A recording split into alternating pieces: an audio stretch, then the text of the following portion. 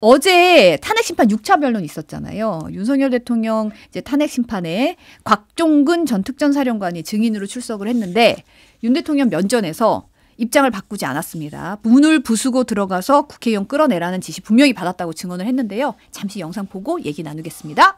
윤석열 대통령께서 그 당시에 증인한테 데리고 나오라고 지시한 대상이 국회의사당 안에 있는 국회의원들 맞죠?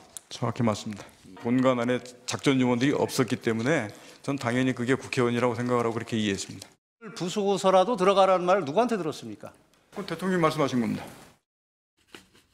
좀 흥미로운 부분이 있었는데 곽종근 전 사령관이 이제 비상계엄 당시에 전투통제실에서 마이크가 켜져 있는 걸 모르고 이제 마이크를 켜놓은 상태라서 윤석열 대통령, 김용현 전 국방장관으로부터 지시받은 내용이 예하 부대 전체에게 생중계가 됐다고. 네. 그래야말로 계엄 생중계가 있었다는 얘기를 밝혔어요. 김현태 707 특수임무단장도 직접 끌어내라는 지시는 뭐 없었다 이런 얘기를 오전에 얘기를 하면서도 국회의원 끌어내라고 사령관이 지시하는 내용 다른 여단의 부대원으로부터 전해 들었다고 밝혔거든요. 이 부분 어떻게 보세요? 그 김현태 특임단장 같은 경우에는 국회에 출동했던 지휘관이지 않습니까? 네, 현장 지휘했죠. 그리고 이제 유리창 깨고 본회의장 들어갔던 16명 중에 이제 한 명이고 때문에 이제 그 특전사 지휘통제실에서 어떤 일이 일어나는지는 본인이 알 수는 없는데 그 얘기를 전해 들은 거죠, 나중에.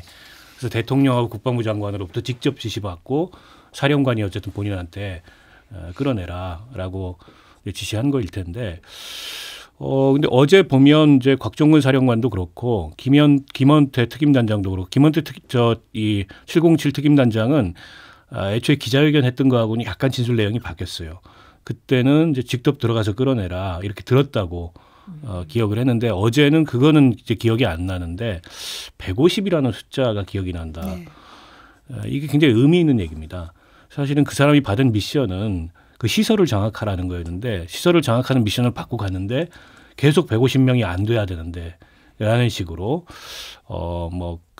이 특전사령관으로부터 그걸 들었다는 거 아닙니까? 결국에 이제 국회에 간 목적이 의결 종족수 방해를 위해서 갔다는 게 분명해진 거잖아요. 그래서 김현태 특임단장이 했던 얘기도 결코 윤석열 대통령 측에 유리한 얘기는 아니었고 어제 뭐 곽종근 사령관은 시종일관 본인이 국회에 나와서 증언했던 것 혹은 검찰에 가서 진술했던 것과 이제 같은 얘기를 했고 그에 대해서 그 윤석열 대통령 대리인단들이 말꼬리 잡듯이 표현이 바뀌었다 때문에 진술의 일관성이 없는 거 아니냐 이제 그런 식의 문제 제기를 했는데 그에 대해서도 곽종근 사령관은 내가 그거를 검찰에서 참아 들은 대로 옮길 수가 없어서 순화시켜서 얘기한 거였지 부수고 들어가서 끌어내라라고 하는 게 맞다. 재확인을 한 상황이어서요. 어제 제가 굉장히 특이하게 봤던 장면은 이전에 이제 5차 변론까지 하고는 다르게 윤 대통령이 어쨌든 변론 지휘를 굉장히 적극적으로 하더라고요. 네. 변호인들에게 막 귓속말하고 쪽지도 전달하고 막 툭툭 치면서 네, 본인이 자기 마지막에 또 진술도 하고 급기야는 홍장원의 공작과 이 특전사령관의 김병주 의원 등의 유튜브에 출연한 걸 시작으로 내란 이 탄핵 공작이 시작됐다. 내란 프레임이 만들어지고 탄핵 공작이 시작됐다. 이런 좀 얼토당토하는 덮어씌우기까지 하는 걸로 봐서 앞으로 지금 이제 2차례 변론이 남아 있는데 2차례 변론 때는 어제보다 더 적극적으로 본인이 나서가지고 이제 자기 변호를 지휘하는 그런 모습을 우리가 목격하게 되지 않을까 싶습니다. 아마 대통령 측에서는 여론전에서 해볼만 하다라고 생각하는 건가? 대통령은 이제 완전히 그 컨디션을 회복한 것 같아요. 몸이 완전히 풀려가지고 얼뜻 보면은 그 증인으로 나온 곽종근 사령관이 피고인이고 윤 대통령 측은 검사인 것 같다라는 착각이 들 정도로. 근데 제가 어제 그 증언에서 이제 본 몇 가지 포인트는 국회의원을 끌어내려고 사령관이 지시하는 내용 이것에 대해서 예하부대의 전 부대원이 들었다라는 네. 것이거든요. 그랬는데 지금 그 김현태 707 특수임무단장은 끌어내라는 말을 사령관으로부터 직접 듣지 않고 어떻게 보낼 방법이 없는지 사정하듯 물어봤다. 아마 김현태 대령은 그거에 포인트가 있는 게 아닌가 그런 생각을 하게 되고요. 그다음에 지금 그 곽종근 사령관이 다른 사령관과 다른 점은 본인이 미리 지금 기록까지 해놓으면서 아마 본인은 그냥 전공법으로 하겠다라는 생각을 하는 것 같아요. 근데 중요한 거는 결국 재판부에서 뭐 이제 국회의원이냐 요원이냐 인원이냐를 가지고 또 굉장히 공방을 벌이던데 전체의 상황에 대해서 어떻게 파악을 했느냐에 대한 판단이 중요하겠죠. 그런데 저는 어제 쭉 변론을 들으면서 대통령의 계엄 선포문이 생각이 났어요. 거기 보면은 반국가 세력 그러면서 의원들에 대한 의원들의 폐악질 뭐 이런 표현도 제 기억에 지금 있었죠. 그런 상황에서 인원을 끌어내라 그랬으면 과연 그 인원은 누구일 것인가에 대해서 그다음에 어저께 그 답변과 마지막 발언 중에 가장 인상적인 부분은 대통령이 헌법재판관들에게 호소를 하죠. 상식적인 관점에서 합리적으로 판단해달라. 그래서 그 얘기를 들으면서 상식이라는 게 사람들의 어떤 주관에 의해서 이렇게 다양해질 수도 있겠구나라는 생각이 들면서 지금 이 사건이 진실이 무엇인가 보다 네 편이냐 내 편이냐 갈려가지고 내 편이면 무조건 맞다라는 전제로 이것을 이렇게 프레임화하다 보니까 이 갈등이 하루아침에 끝날 것 같지는 않아요. 그러나 진실은 분명히 있는 것 같습니다. 지금 아까도 잠깐 말씀하셨지만 이제 저는 진술 거부를 한 번도 한 적이 없어요. 곽 사령관 같은 경우는 사실 맞습니다. 다른 사람들은 이제 조금씩 바뀌고 지난번 5차 변론 때 사실은 나와서 답변이 제한됩니다. 뭐 답변 사실상 거부하는 그런 모습들을 보였잖아요. 근데 곽 사령관 같은 경우는 한 번도 진술 거부한 적도 없고. 근데 이제 곽 전 사령관 증언할 때는 아까도 의원님 지적하셨지만 굉장히 부산스럽게 뭐 메모를 전달하고 툭툭 치고 뭐 갑자기 변호인을 따로 바꿔서 질문을 시키고 굉장히 진두지휘하는 모습 보였거든요. 그리고 증언 끝나고 직접 발언권 얻어서 반박하기도 했는데 내가 전화한 건 당시 TV에서 국회 상황이 혼잡하니까 현장 안전 문제에 대해서 확인하기 위한 것이었다. 그러면서 본인은 인원이라는 말을 써본 적이 없다고 했거든요. 이 부분은 영상으로 좀 확인해 보겠습니다. 의사당 안에 있는 인원들을 밖으로 끄집어내라 이렇게 지시를 했다는 거죠. 예, 그 통화 내용이었습니다. 예, 그 통화 내용이었고 제가 그 의원이라는 단어는 쓰지 않았다는 것이고 또 그게 아니라 인원이라고 얘기했다고 하는데 저는 그냥 사람이라는 이런 표현을 놔두고 또 의원이면 의원이지 인원이라는 말을 저는 써본 적이 없습니다. 그 말씀을 드리고요. 처음 들어봤습니다. 조서를 본 것도 아니고. 그런데 당시에 이제 국회 본관을 거점으로 확보해서 이제 불필요한 인원을 통제한다는 목적으로 들어갔는데 이제 소화기 분사를 받고 이제 저쪽 북측 문 쪽으로 이제 밀려납니다. 특전사 요원들이 그러니까 우리 장관님 보시기에 그 본관 건물 밖에 마당에 주로 있었습니까? 아니면은 본관 건물 안으로 그 많은 인원이 다 들어가 있었습니까? 지금 보시면은 이제 곽종근 사령관은 의결 정족수가 아직 채워지지 않은 것 같다. 빨리 국회 문을 부수고 들어가서 안에 있는 인원들을 밖으로 끄집어내라. 라고 했다는 게 이제 본인의 워딩이에요. 그런데 그 의원이 아니라 인원을 끄집어내라고 얘기한 걸로 기억을 한다라고 얘기를 했고, 근데 윤석열 대통령은 나는 인원이라는 말을 써본 적이 없다. 그런데 이어지는 발언에서 보면 인원이라는 말을 쓰고 있고, 지난 23일에 이제 김용현 장관이랑 얘기할 때도 인원이라는 말을 많이 쓰고 있어요. 윤 대통령 측 변호인이 이 인원에 집중하는 이유에 대해서 변론 직후에 사람을 인원이라는 표현을 쓴다는 건 아주 이례적이다. 그러면서 군인들만 쓸 수 있는 용어인데 대통령에게 들었다는 건 그 말 전체에 대한 신빙성이 붕괴되는 것이라고 주장을 하더라고요. 근데 이제 대통령이 과거에도 이런 말을 썼거든요. 사실 인원이라는 말을 사람과 인원이라는 말을 혼용해서. 이 부분 어떻게 보세요? 그러니까 이게 이제 대통령하고 대통령 변호인단하고도 좀 손발이 잘 안 맞는 것 같고, 이제 대통령 스스로도 본인이 해놓고 말을 해놓고 또 본인이 그걸 갖다가 이제 부정하는 이제 그런 어떤 모습들이 많이 보이거든요.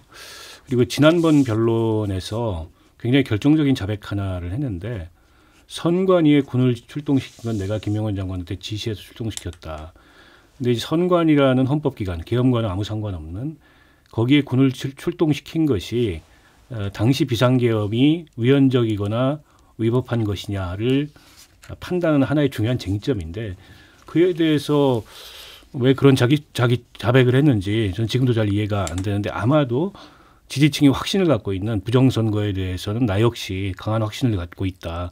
이런 걸 드러내고 싶어서 그 얘기를 한 건데 이 얘기도 마찬가지죠. 인원이라는 말을 본인은 쓰지 않는다고 하지만 수차례 지금 인원이라는 말을 어제 그 자리에서도 반복을 하고 있기 때문에 충분히 그런 용어를 썼을 가능성을 보여준다고 생각하고요. 제가 보기엔 전체적으로 지금 윤 대통령과 윤 대통령 이 대리인단의 전략이 법정에서 법의 논리로 방어를 하겠다기보다는 일종의 이제 장외 여론전을 의식하는 게 아닌가 싶습니다. 이제 계몽령 뭐 이런 표현도 그렇고 어제도 홍장원과 특전사령관의 이제 그런 공작과 진술에 의해서 내란 프레임, 뭐 탄핵 공작 이게 시작됐다라는 것도 지지층에게 이 사건의 본질은 이거다라는 식의 이제 프레임을 전달하기 위해서 강하게 그런 주장을 하는 게 아닌가 싶습니다. 그게 아니라면 많은 법률가들도 너무 엉성하다. 이 탄핵소추 지금 이 심판장에서 대통령이나 대통령 변호인단이 대응하는 게 이제 너무 엉성하기 때문에 저렇게 방어해가지고 과연 이제 헌재 재판관들에게 본인이 했던 비상계엄 조치가 합헌적이라는 걸 어필할 수 있겠냐 이런 관측들을 많이 하더라고요. 그래서 이게 이제 탄핵 심판을 일종의 이제 본인의 주장을 강하게 지지층에 전달하고 그걸 결집시키는 그런 장으로 활용하려는 게 아닌가라는 생각이 들고요. 윤 대통령이 이제 수십 년 검사를 했던 분이기 때문에 어쨌든 검사 본성이라는 게 있지 않습니까? 근데 그런 검사 본능이나 본성이 점점 깨어나는 것 같아요. 그래서 본인이 적극적으로 막 소송을 지휘하고 변호인들에게 이런저런 주문을 하고 그래서 앞으로 남은 탄핵 심판도 그렇고 이제 본인의 형사 사건에 대한 대응도 그렇고 결국 이 윤 대통령이 자기 방어의 중심은 본인이다. 뭐 이런 모습이 계속 나타나지 않을까 싶습니다. 그 대통령이 아직도 분노감이 가득 차 있는데 또 반면에 자신감을 지금 회복하고 있는 것 같아요. 그러면서 계엄 선포는 위헌이 아니다. 그리고 내란은 시도도 하지 않았다. 이제 그러한 논리로 율사이기 때문에 또 전문성이 있으니까 이게 내란죄가 성립이 된다거나 위헌이 되어서는 안 된다라는 의식의 흐름 속에서 지금 이제 대처를 하고 있는데 지금 박 의원님 말씀하셨듯이 선관위에 본인이 군인을 직접 출동시켰다라는 건 굉장히 위험한 얘기예요. 왜냐하면 국회나 선관위는 헌법기관인데 거기에 군을 투입했다라는 자체가 위헌이라는 거를 인정한다라는 점에서 굉장히 위험한 얘기를 했는데 그냥 본인이 한 것으로 해서 그러니까 본인의 강조점은 이만큼 부정선거에 대한 나의 관심이 뜨겁다라는 거를 부각시키다가 율사임에도 불구하고 실수를 하는 거거든요.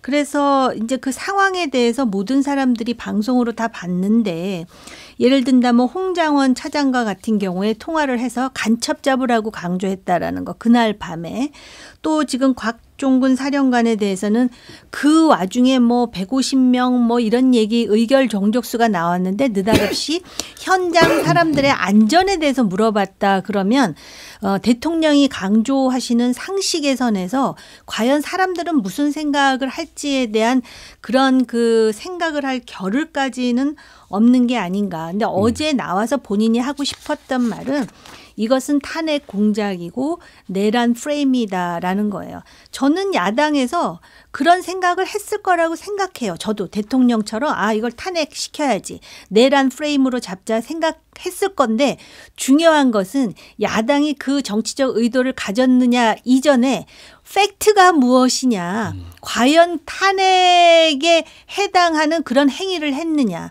그다음에 국헌문란이 있었느냐. 이거는 또 어떻게 보면은 민주당의 어떤 정치적 계산과는 또 다른 진실에 관한 문제거든요. 그런 것에 대해서 많은 생각을 하는 어제의 6차 변론이었죠. 사실 인원이든 요원이든 의원이든 국회에 군대를 계엄군을 투입한 거는 사실이거든요. 그거 자체가 사실 지금 그 비상계엄의 상황이 그러니까 법적인 상황이 아님에도 불구하고 국회에 군대를 투입한 거는 사실은 뭐 주지하는 사실이고 그 상황이 모두가 생중계돼서 국민들이 봤으니까요. 근데 이제 지금 상황에서 구체적으로 어떤 일이 있었냐, 사실이 무엇이냐, 그날의 진실이 무엇이냐 이제 지금 조각을 맞춰가는 과정인데 지금 보면 이제 이진우 전 수방사령관이 사실은 4명이 뭐 1명씩 들쳐오고 나오라라고 진술했다가 탄핵 심판에서는 뭐 답변이 제한된다. 사실상 답변을 거부했죠. 그런데 이제 계엄 당일에 윤 대통령이 이 전 사령관에게 총을 쏴서라도 문을 부수고 끌어내라. 그러면서 큰 소리로 대답을 강요하듯 다그쳤다. 이걸 옆에서 수행장구가 들었다는 걸 검찰에 진술했다는 거예요. 지금. TV에서 듣던 대통령 목소리가 신기했다. 바로 옆에 있어서 잘 들렸는데 총을 언급했을 때 대통령이 갈 때까지 갔구나. 충격을 받았고 총을 허공에 쏴서 사람들이 우왕좌왕할 때 문을 여는 그 이미지가 떠올랐다. 굉장히 구체적으로 어떤 상황이었는지 진술을 검찰에 했어요. 수행 장교가. 어떻게 보십니까? 그러니까 이게 그 계엄군 내부에 내란의 목격자, 증언자들이 실제보다 훨씬 많은 거죠. 그러니까 지금 이제 내란 주요 임무 종사자로 구속되고 기소된 사람들은 주요 이제 장성들인데 그 말고도 그 장성들을 보좌하던 그런 보좌 인력들 같은 경우에도 이제 대통령의 이런 얘기를 들어서 그걸 다 수사기관에 진술한 데다가 앞서 그 특전사령관 같은 경우에도 마이크를 켜놓고 지휘통제실에서 대통령 지시를 받는 바람에 그 예하 부대에 그 간부들이 다 그걸 들은 거 아닙니까? 그분들도 다 내란의 목격자고 이제 증언을 할 만한 분들이기 때문에 이 사실관계를 아무리 저렇게 탄핵심판장에서 부정하고 또 좀 국민들이 납득하기 어려운 궤변을 가지고 사실을 호도하려고 한다 하더라도 이게 이제 탄핵심판이나 혹은 형사상의 본인에 대한 기소재판에 별다른 영향을 미칠 것 같지 않다라는 생각이 들고요. 윤석열 대통령은 지금 뭐 본인이 속으로 무슨 생각을 하는지야 제가 알 수는 없습니다만 앞서도 말씀드렸듯이 본인도 오랜 검사 생활을 해봤고 그리고 사건을 딱 마주하면 이 사건이 법률적으로 어떻게 전개되겠다 이걸 모르지 않을 거라고 생각해요. 때문에 이제 본인의 운명에 대해서 본인도 직감하는 바가 있을 텐데 그렇기 때문에 더더욱 법률적인 방어보다는 일종의 이제 정치적 대응으로 갈 수밖에 없는 그래서 장외에서 뭔가 지지층을 결집시켜서 이 법정 밖의 여론으로 상황 변경을 시도하는 이제 그런 대응 전략을 취하는 게 아닌가 싶은데요. 그게 얼마나 효과적일지 모르겠습니다. 왜냐하면 탄핵이 인용되는 순간에 이제 대선이거든요. 근데 이제 대선 상황이 되면 지금은 이제 국민의힘이 어쨌든 윤석열 대통령과 한 몸이 돼서 별로 분리되지 않는 모습을 보이고 있지만 과연 조기 대선이 시작돼도 그런 모습을 보일 수 있을까? 그게 좀 어려워 보입니다. 왜냐하면 대선은 포기하지 않는 이상 결국 중간층의 여론 민심 이런 걸 고려하지 않을 수 없을 거고 그러면 일정하게는 윤석열 대통령과 선을 그을 수밖에 없는데 그러면 이제 장외에 그런 본인 지지 세력의 실체라는 게 이른바 이제 정광훈 목사류 이것만 남거든요. 근데 그걸 가지고 과연 지금의 이런 이제 국민 여론을 뒤바꾸고 현상 변경을 할 수 있을까요? 제가 보기엔 좀 한계가 있는 대응으로 가고 있다 이렇게 봅니다. 어제 곽종근 사령관의 그 증언을 보면서 지금 어찌됐든 우리에게도 너무 낯선 현직 대통령의 계엄 선포를 통해서 그거를 일각에서는 뭐 친위 쿠데타라고도 하던데 그렇게 해서 지금 남북 대치 상황에서 별자리가 기본적으로 그 계엄 사령관을 했던 육군 참모총장부터 중요한 별 13개 플러스 알파가 그냥 하루아침에 우수수 떨어진 거예요.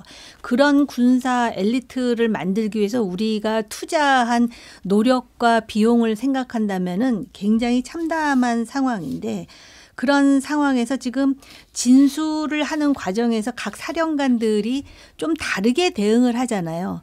근데 그거를 그 사람들 입장에서 일종의 내재적 접근법이라고나 할까요? 생각을 해보면 어찌됐든 친위 쿠데타는 옛날에 과거에 자기 선배들이 했던 하극상 쿠데타도 경험해 본 사람들이 아닌데다가 친위 쿠데타는 처음이잖아요. 그러니까 이게 대통령의 명이라는 거에 대한 딜레마가 있었던 것이고 막상 현장에서 거기 수많은 사람들이 저항을 하는데 거기다 총뿌리를 겨눌 수 없다라는 거는 기본 상식이니까 여기서 느꼈을 인간적 갈등 같은 게 있어요. 그리고 지금은 영어의 몸이 돼가지고 대응을 하는데 사실 그 수방사령관이라든지 또는 방첩사 사령관 같은 경우도 그 진술이 바뀌었다 그러는데 진술이 바뀌었다기보다는 아니라고 기라고 했다가 아니라고 하는 게 아니라 답변이 제한된다고 말을 하잖아요. 이게 그 사람들의 어떤 인간적인 그 갈등을 보여주는 부분이라고 생각을 하는데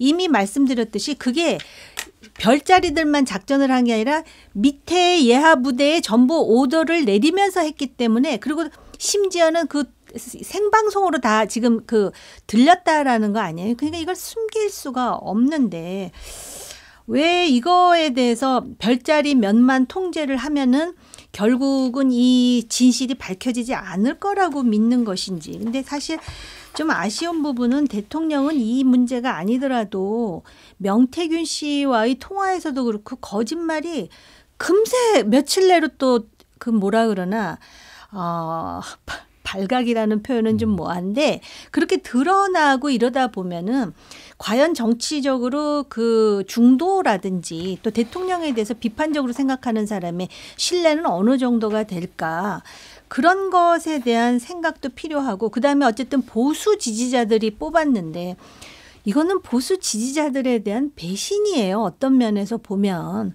그래서 사실 이 지금 그 진술에서도 수행 장교가 진술을 하잖아요. 그러니까 사령관은 지금 답변이 제한된다라면서 답변을 거부했는데 총을 쏴서라도 문을 부수고 끌어내라라는 얘기를 들었다 하는데 이게 한 사람의 진술로 끝날 것인지 아니면은 예하 부대의 부대원 누구에게까지 이 진술에 대한 그 증언이 있었는지 검찰이 지금 알고 있겠죠. 그런 점에서 참 그렇습니다. 그 제가 잠깐만 참고로 조금 말을 보태면 그 지금 내란 주요 임무 종사자로 구속된 그 장군들이 왜 저렇게 다른 태도를 보일까 서로.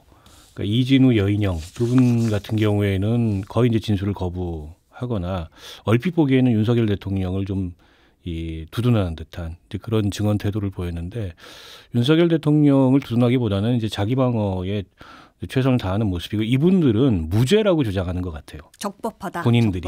왜냐하면 명령을 따랐기 때문에 대통령이 법 전문가고 군통수권자인데 당연히 그 계엄의 합법성에 대해서 검토하고 자신들의 지시를 할 것으로 믿었기 때문에 자신들을 수행했다. 때문에 죄가 없다. 이 주장을 하는 거고 지금 이제 곽종근 특전사령관 같은 경우에는 인정하고 이 계엄도 잘못됐고 그 계엄 그런 지시에 따른 것도 잘못됐고 반성하고 하지만 난 진실을 말하겠다. 그러니까 일종의 이제 그 죄를 인정함으로써 형량을 줄이겠다. 서로 다른 전략을 취하고 있는 게 아닌가 싶어요. 그런데 이제 뭐 법원이 어떻게 판단할지는 모르겠으나 어쨌든 이게 형을 감경할 사유는 이 인정하고 반성하고 이게 형을 감경하는 사유거든요. 근데 인정 반성이 없으면 이제 형이 감경이 안 됩니다. 그런 면에서 나중에 아마 이 장군들의 선택에 희비가 상당히 갈리지 않을까 보고요. 어제 굉장히 제가 들었던 중요한 증언 중에 하나가 국회에서도 그 얘기를 했습니다만 곽종근 사령관이 계엄 해제 결의가 통과됐는데 철수하라는 명령을 못 받았다. 네. 그래서 내가 했다. 철수하라는 명령을. 그리고 그걸 갖다 국방부 장관에게 통보했다. 이게 굉장히 중요하거든요. 그런데다가 그 방첩사 쪽이 들었던 그 진술을 더하면 어쨌든 2차, 3차 계엄을 할 수도 있으니 들어가라. 방첩사인가요? 수방사인가요? 이런 이런 그 지시를 대통령이 했다는 거를 들은 그 지휘관의 부하가 있지 않습니까?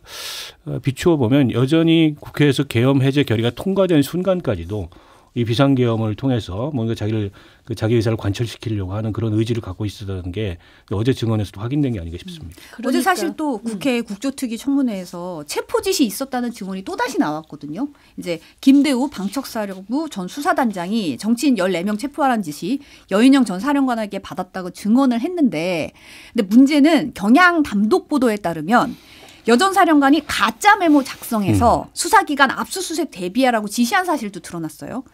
이 체포 대상자 명단 적은 메모 수거해서 폐기를 했는데 이후 부하들이 기억을 되살려서 명단을 복원했고 그리고 이런 거를 우리가 지시받았다. 이런 증언까지 나오고 있는 거거든요. 어떻게 보면 여전 사령관 같은 경우는 굉장히 적극적으로 지금 증거 인멸하는 정황도 보이고 있어요. 그러다 보면 이제 사람들은 여러 가지 추론을 하게 되죠. 근데 지금 그 일단 내란죄라든지 또는 위헌으로 지금 그 사법부의 판단을 받고 있는 과정에서는 사실이 굉장히 중요할 거예요. 근데 아마 여인영 사령관에 대해서는 다른 사령관보다 좀 더 대통령의 의지라든지 또 대통령의 계획에 대한 정보가 많았지 않았을까라는 추론을 하죠. 왜냐하면 충암고 뭐 동문이다. 그 전부터 상당히 가까웠다. 뭐 이런 식으로. 그런데 아무튼 지금 나타나고 있는 경향신문의 보도가 사실로 확인이 되면은 그거에 대한 가중처벌이 되지 않을까. 증거인멸까지 했다면 그러면은 소위 주요 가담자의 그 굴레에서 자기 스스로 벗어나기가 쉽지 않을 것 같고요.